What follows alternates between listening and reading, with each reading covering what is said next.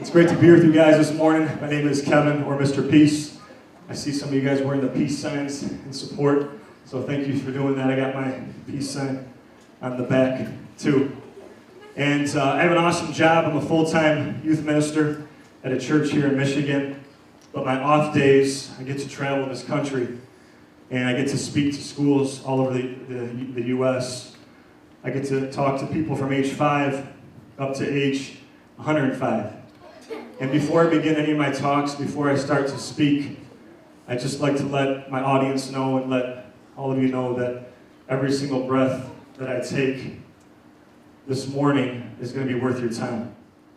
But what I see happen too often in the schools that I visit across this country is that when it comes to people, they're not the right size in our minds, not the right shape in our minds, or maybe they were born differently than us. Maybe they can't hear as good as us. Maybe they can't see as good as us. Maybe they can't talk as good as us. Maybe they can't walk as good as us.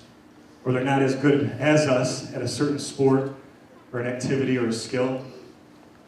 Or they're from a different place where they were born. They speak a different language. They have a different skin color.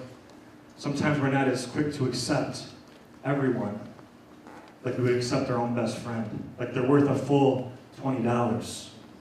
And if we don't do that, Glengary, if we don't accept everybody for the outside and what's on the inside, we cause people a lot of pain in here, a lot of hurt. Do you think life would be pretty boring if we were all the same? Yeah. Okay. So how many of you guys are good at dancing? Look at those moves. How many of you guys are good at singing? All right. How many of you guys are good at drawing? All right, hands down, hands down. How many of you guys are good at sports? Some type of sport? Okay. All right, hands down, hands down. So look, Glengary, hands down. All of this is diversity, right? So like you were just, what was your name? Reese. Like Reese was saying, I mean, diversity is on the outside. It's our culture. It's what we wear. It's how we dress. It's the foods that we eat. It's our background. It's our skin color. It's if we were born with some type of handicap, physically, right? But it's also on the inside too. It's our personality. It's our skills, our talents, our abilities, who we are, our character, right? All of that's diversity. And we have to be able to accept both the inner and outer diversity of everyone. Otherwise, we're causing a lot of pain in here. Idea is that your fist is as big as your heart. And if we let love and kindness and compassion, respect, acceptance, peace enter into here fully, we can turn this into this. And the reason that it's two, because one finger is yourself, and one is someone that you're trying to lift up higher than yourself, if you choose that. It's also two because in just 2 seconds, in one heartbeat, one word, one action, we can actually empower someone, encourage them, lift them higher in the clouds positively. That stays on their heart for the rest of their life, right? Or we can also destroy that person by something we say or do in 2 seconds in one heartbeat, and that stays on their heart for the rest of their life. So when we're born, right, goo goo gaga, when we're born, our hearts are like this empty cup, pretty much empty, and we're free of any pain. We don't have any fear towards anyone else. We haven't been taught something to like not talk to that type of person because that's what they look like or where they're from. We haven't been caused a lot of pain because people haven't appreciated our diversity by calling us names, right? We haven't had any hurts. But little by little, our hearts, like this empty cup, they start to get full.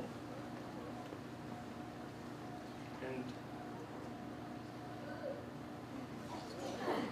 full of this pain, kind of a dark color, right? And what's going to happen if I keep filling this? It's going to overflow, right? And a first grader said it was going to explode. I said, no, it's not. But the idea is that it could overflow onto us, that we actually kind of believe what people have told us about who we are and our worth, if it's negative. Or even worse, we can push it onto somebody else. Kind of like these 59 people did, right?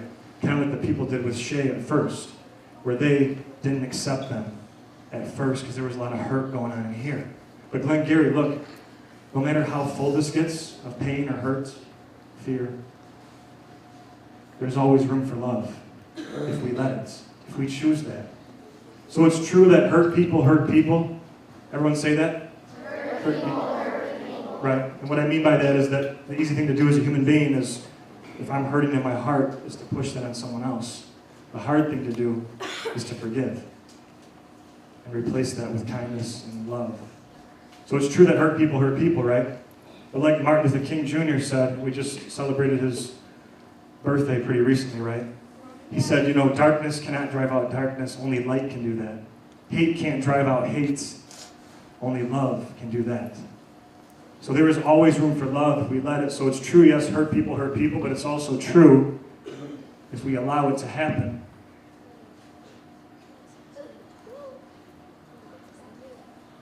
That healed people heal people.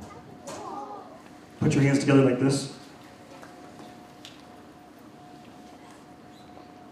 Now what I want you guys to do when I say go is to move your pinky location up one and then relock your hands, okay? So I'm going to do it slow motion, okay? You guys see what I did? All right, so you got your hands together like this, and then you're going to move your pinky location up one and then lock your hands back together. So try that. So go from your regular position, move them up one, lock them back together, and just shout out, how does that feel? Weird? Awkward? Different? What do you guys automatically want to do? Go back, right, to your comfort zone, some of us. See, I'm comfortable both ways. There's a couple of you like that too, right? Because I've been doing it so much. But guys, it's the same with diversity.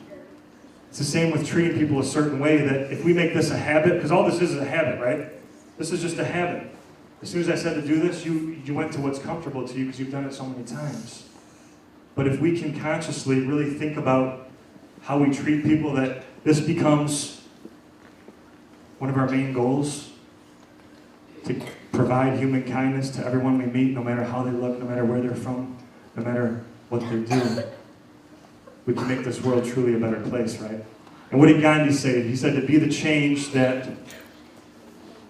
Anybody know what Mahatma Gandhi said? Be the change that you wish to see in the world. So it starts with each of us. Kind of like what Nathan said, we pass the peace on to each person.